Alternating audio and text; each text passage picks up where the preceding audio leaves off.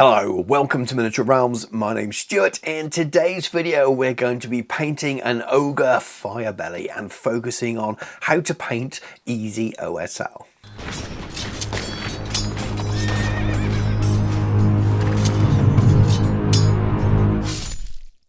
Miniature Realms is proudly sponsored by Counter-Attack Bases. They stock a wide range of counters, gaming aids and movement trays for multiple game systems, and offer custom items to suit your club, your event, or even your podcast or YouTube channel. Check out the link in the video description. Here's the studio paint job in all its glory, and I won't be achieving anything close to this standard today, but that's not the point. The point is to try and do it and get the same vibe and feel as this paint job here without necessarily spending anywhere near as much time on it. I'm going to be using some contrast paints for the OSL as well. I'm going to be using an airbrush. So I started with a black prime miniature, which I pretty much always do these days, and I do add a little bit of zenithal here. It's not quite as important for this miniature. In some areas with the skin, I'm building up from dark to light using lots of different flesh colours, but what this also does, it shows me where the light is. Really helps for some of the later parts of the miniature, especially around that sort of smoke and flame areas, the rock areas and some of the clothing.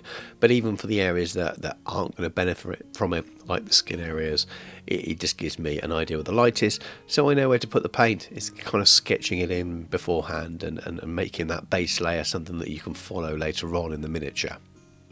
For regular viewers of the channel, these paints are very familiar. They're two thin coats and it's a skin triad plus one. We've got Barbarian Brawn, Dwarven Skin, Elven Skin and Pale Skin. They convert over to Citadel really easily. There's some conversion charts on the Transatlantic Games website, and if you don't use Citadel and you use Army Painter, you'll be able to find in their flexible triads very easily a nice range of skin tones that goes from a sort of a warmer pinkish tone up to a really light pale skin, which is what I'm aiming for here.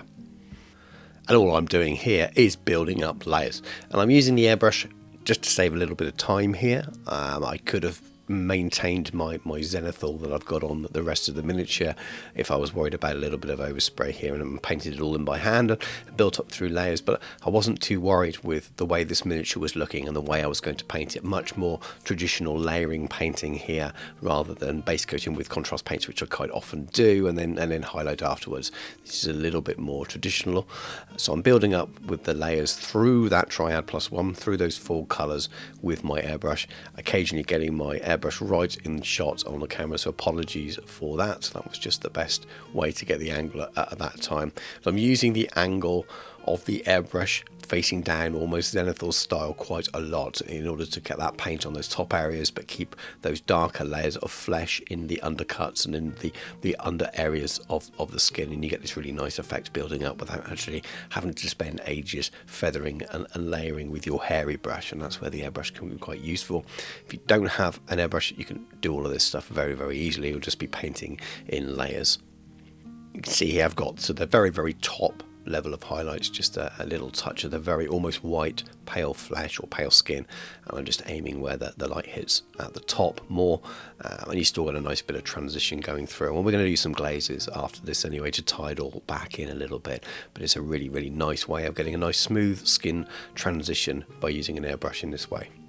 Another channel favourite here, and we have Shyish Purple and Vulpus Pink contrast paints, and I'm using these as glazes here on my wet palette. A little touch of water with the Vulpus Pink, but I just allow the purple just as it is, a little bit lower in pigment, and I use the purple in the darker recesses, and then feather out, blend out with a little bit of water most of the time. Just blend it out, glaze it out onto the skin areas, and you just add a little bit more depth to those more shadowed areas. And then the pink I use in similar areas, sort of link it together, blend it together a little bit, but also in other areas of the flesh, and you'll see that over the next few shots that I'm showing to you here, maybe on the elbows or the knees. The face is visible, not on this miniature, but when the face is visible, definitely around the nose and mouth and things like that.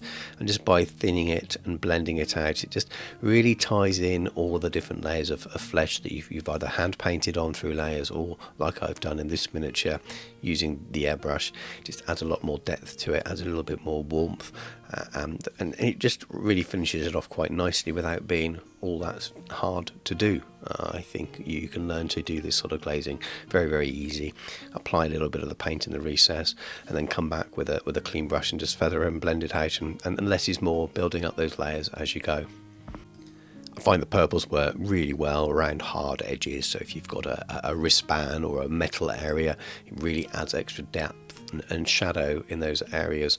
And then across the top of the knuckles and hands and in between the fingers, the pinkish colour works really well, especially if you keep it nice and thin. You don't want to really stain the existing paintwork too much. You want to very, very lightly add a filter, but allow that intensity into the recesses. And the recess might be shallow, it might just be the gaps in between the depressions on the top of a hand or something, but even then just adds a little bit more depth and ties it all together and makes it look more realistic. After all those glazed layers, I often return with the top two highlights of whatever chosen skin tone that I'm using, thinned on the wet palette, and just give some very, very subtle boosts in certain areas, again where the light is really catching on those most defined points of the miniature. So the kneecap, again if we've got faces, you'll be chin, cheekbones, nose and that kind of thing. Maybe toes on a miniature like this. I'm not doing an awful lot here because I think the airbrush worked quite well and I didn't overly glaze over the whole miniature, but I'm just picking out a couple of areas that I really want to accentuate and stand out and pop a little bit more. Sticking with the triads, this is Eldar Robe, Relic Blue and Seafarer Blue, again from Two Thin Coats, but you can pick a little triad of blues from any paint range or even make up your own little triad of blues. I like to work in threes: a base, a mid and a highlight. That seems to be a very standard thing with painting and I default to that a lot. It doesn't mean I won't highlight further or shade further below as well, but it seems to be a good place to start from. I'm just adding a little bit of blue to some of the fabric to match the client's existing army. He has orange and blue on his army, and that's why I've made those colour choices today. So he's got this kind of patchwork, a little bit of pants going on here, so I'm just using those three blues to give him a nice little layering idea towards that lighter blue at the top. For the oranges, I've got Rust Orange, Fanatic Orange and Orange Flare, also from Two Thin Coats. Same message as well. Find your own oranges or your own colours depending on your army. This is very much showing you the other parts of the miniature that I'm painting as well, but I suppose the real focus on this miniature in many ways is the skim and then how to do that OSL effect. But it's nice to still show you all the other areas that I'm painting at the same time and show the methods that I'm doing, but it's very much this standard layering here, waking up between those three colours. Same again with the brown. We've got cuirass leather, boar hide and fur cloak. A lot of people will have watched videos before on the channel and see me use these browns with Cygor brown contrast paint, maybe even leaving off that darkish colour, that darkish shade there, but because I'm not really base coating with contrast colours here, I've decided to use the whole triad as normal, and again just building up through those layers with the base coat goes down. The majority of it is that mid-tone, and then just using that highlight just along the edges, a few little scratches and marks here and there. Now at this stage I've completed the skin and the fabric, and I'm just doing a little bit of dry brushing with white again, just to pick out some detail where I am going to add some contrast paints and start working on that flame effect. So I'm catching some of the detail on this big chunk of stone, and then also a little bit on the smoke. I just want to pick out some of that detail to really get the benefit when I start adding glazes over the top.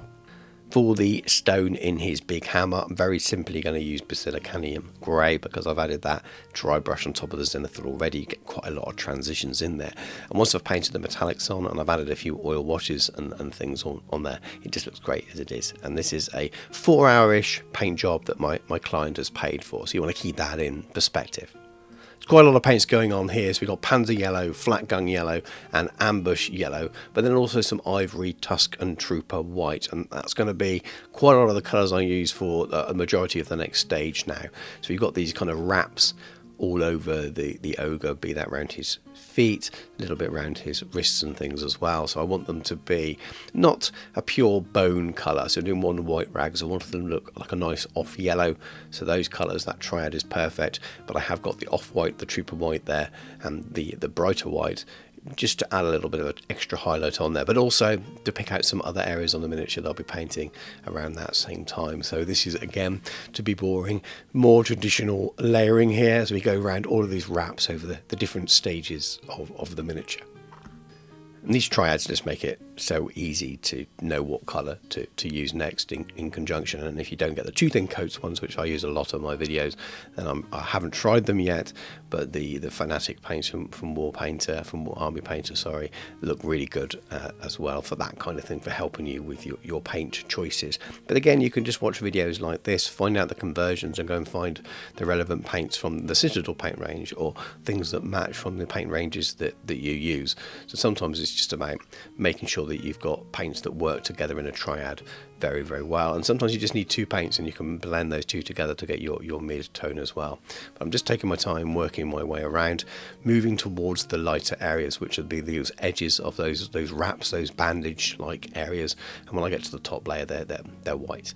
You can see I'm just painting in the toenails of the ogre as well here, just using the two whites, and I'll add a little bit of a wash on them later on to tone them back down and make them look a little bit more yellow and dirty. But that's why I got all those paints out on my wet palette at the same time, so I can kind of work fluidly between them depending on what part of the miniature I'm working on at that time. A little bit of Omega Blue. This is a metallic paint, and you've got this chitinous part of what must be some kind of weird creature out where the ogres reside, and on the studio paint job they've non-metallic painted it sort of a bluish colour, so I kind of took that reference and turned that into this. It looks like something that was cut off something that was alive. There's mandibles there, and there's a little foot or something dangling from the big hammer as well. So I'm just using this colour, and then with an oil wash it shades it really, really nicely. Now, I've just gone to a bit of Skeleton Horde, which is really great for just adding a little bit of a glaze to some of the areas on the undersides of where these wraps are. So where I've highlighted, it doesn't give you enough of a variation where some of the shadow is, so I'm just adding a little bit back in just to dull it down in certain places. This is a Pro Acryl Metallic Magnesium. I quite like to start a lot of my metallics, be they gold or steel, with a darker shade underneath to really, really get into those recesses, rather than just going with the sort of the darker tone for a gold or for the silver. So I like to give it an underpaint. There's sort of a goldish tint to some of this anyway because of the warmth from the flames. So this has got a warmish yellow tone to it. So when I add the steel and silver colours later on, it will just show through a little bit and reflect nicely with the warmth of the flames and the OSL we do later. And that's the main reason I chose this rather than a darker brown colour, which I quite often use as a base coat for steel. This is dark silver from Pro Acryl as well, and that's the next stage that goes on top of that magnesium colour. So I'm leaving a little bit of that in the recesses, but we're starting to turn it towards more of a traditional steel colour and just leaving that suggestion of warmth, which I mentioned before. I'm really enjoying the Pro Acryl metallics. I wish the range was a little bit larger, but they are super smooth and they go through my airbrush very well, but also handle very well with the hairy brush, and that's what I really want from my paint ranges and why I choose them. And these are looking to be that. I'm not a huge fan of metallic paints that have the metal particles in them that really clog up and look a little bit messy. It's harder to get a smoother finish for them. You just see I'm starting using the next layer as well, which is the lighter silver as well, just for the layering up effect that I'm doing with all of the standard painting here as well. And then the next stage that we move on to is the brightest steel, and that's the brightest silver there is from Pro Acryl. At this stage I'm just doing little top highlights there. You see across the metal face mark I'm catching those cheekbones across where the forehead is, and there's little bits of detail engraved and things on there, so you follow that along a little bit, but just building that light up. Still love my oil washes, again for regular viewers, and this is something I use all the time as well. Very subtle grease. It's a nice mix between a sepia and a light brown, especially when you don't want to be too heavy and dirty. So I'm just using this in place of a standard wash because it runs into the recesses super well. Looks like it's weathered when it dries in there, and it doesn't settle so much on the flat areas. And you can remove it afterwards as well, which is the joys of oil paint. So that's why I'm using these over a standard Citadel wash or something like that. And once it's dry to the touch, this was only after about half an hour because there wasn't much on there, I'm just taking it back off the flat surfaces. Anywhere it looks a little bit too dull, I'm just using a cotton bud here. If it doesn't want to come off, you can use a little bit of Artist White Spirit, and it just comes off really well, but it leaves it all in those recesses is what you're really after. Now we're starting this OSL, so this is Iandan yellow contrast paint, and I'm just painting that in relatively thickly into the base of the flame here. I'm trying to keep it away from the smoke at the top. I want to leave that mostly white, allowing it to run into the recesses and build up a little bit. We're going to be adding airbrush layers and other colours in here at the moment, but blending it down towards the face mark, which I've already got a little bit of yellow on there. Then is Magma Draft Flame, slightly warmer colour. Not going to go as far as red, but just place that into the recesses a little bit as well. The existing colour was already a little bit wet, so it wet blends in there. It just gives you a couple of variations between a warmer orange fire and also that yellow as well. So there's a real nice mix there, and it's super easy to do. Just to splash this into the detail, really, into those recesses of the fire on the miniature. Next up, we're adding Bad Moon yellow to the Iandan yellow, but the difference this time is I'm using the airbrush. I start with applying it mostly to his face, just really light passes with the airbrush. PSI relatively standard because this is quite a thin paint, but just being very careful with my control, and apologies when I do get the airbrush in front of the camera directly where you want to look. I'm just being very careful here. Short bursts because I don't want to cover the whole miniature. I want it to overspray a little bit from where I'm pointing it, because that gives you that graduation light effect. And then afterwards I'm just going underneath and just making sure that flame effect glows up into the smoke as well. And because it's such a thin paint, and I've added a little bit of water here, probably 2 parts contrast, 1 part water, you're not obliterating the colour that you've already got there. So if we had a yellow paint or an orange paint here and just sprayed that on, you'd cover everything you've done already. But because you've got a contrast paint that you've thinned nicely, you're essentially airbrushing on a glaze in the direction of where the light would hit, and it's as simple as that. It just gives you this really nice filter over what you've already painted, so that shows through lovely, and you can see that it's starting to build up this slightly yellowed area on that arm, on that shoulder, on the face, and down that side of the body. And because I'm using the airbrush, you get this lovely gradual effect as it blends out into nothing over the rest of the body. And you can see I'm just blending it around a little bit there on the side of him, a little bit more intensity around where the flame is at its closest. This is contrast apothecary white, which is kind of a grey glaze really in a pot. And again, I'm putting that through the airbrush, and it's only a touch of a flow improver here. And I'm just firing that downwards on top of that smoke. I don't want it to go into the yellow. I want to just kind of blend in and glaze the top of those smoky areas on the top there. Rather than spend ages painting it by hand, this is a really nice way of just glazing and then flattening out all the detail that's there. Then after that, I'm using some Black Legion, and I'm going to repeat the process again with the airbrush, just from the top down, just to add some of the darkest areas of smoke to the top. Again, if I was painting this by hand, you get all these messy tide marks and things, but with the airbrush, I can very subtly build up intensity, so it blends nicely into the greys, into the whites, and looks like smoke, without having to spend hours and hours and hours blending it all together. And there we are, that's him all done, and that OSL is incredibly easy to do with an airbrush, but you can also do that without the airbrush. You just need to thin those contrast paints and apply thin layers and try to feather them out, and that means when you get to the edge of where you want that light effect to be, go in with a brush with just a little bit of water and just blend it so there's not a definitive line, because that will look a little bit odd. With the airbrush it's so much easier to do that and control that, but you can definitely achieve this effect just by glazing it on by hand. And the contrast paints are absolutely fantastic for it, and the Citadel yellows, most of the range, are really good for this kind of thing, so I definitely encourage you to go out and try it. And the same with the smoke. I could have done that with a hairy brush as well. Definitely the apothecary white. It's a little bit harder to get the black area quite so smooth and blend into the grey if you're not using an airbrush, but you could stipple it on, you could sponge it on maybe, or you could just be really careful and build it up for very thin layers, but that will take quite a long time.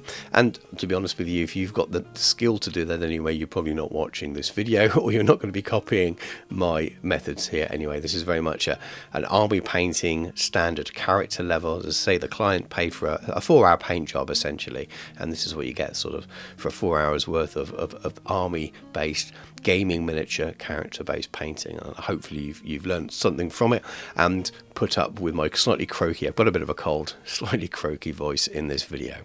Thank you very much for watching. I hope you enjoyed the video, and as I mentioned already, if you are interested in commissioning a miniature for a similar kind of project, you want to see your miniature appear in a video and also get your miniature painted by me, then please do get in touch. I'm quite busy quite often with bigger projects, but it'd be surprising that I can squeeze in these kind of things. So drop me an email that's in the video description or a message via any of the social media for Miniature Realms, and we can have a discussion around it. But for the rest of you who are interested in doing that and maybe just enjoyed the video, please do let me know what you think in the comments. That really helps the video out, and I enjoy reading what you think in the comments as well. And also give that video a like, it really helps.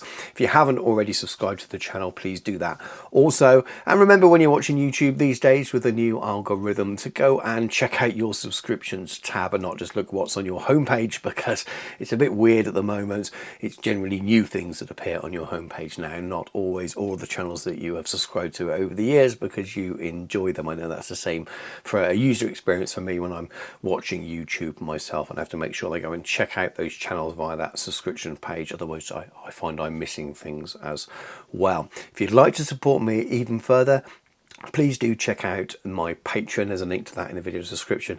It is the very best way you can support me, and I really appreciate all my existing patrons who support me financially to keep making videos like this. They help me so much, and I genuinely couldn't do it without them. Please also check out the channel's sponsor, Counterattack Bases, and there's a link for them in the video description as well. But thank you very much for watching. Take care, and I'll catch you soon.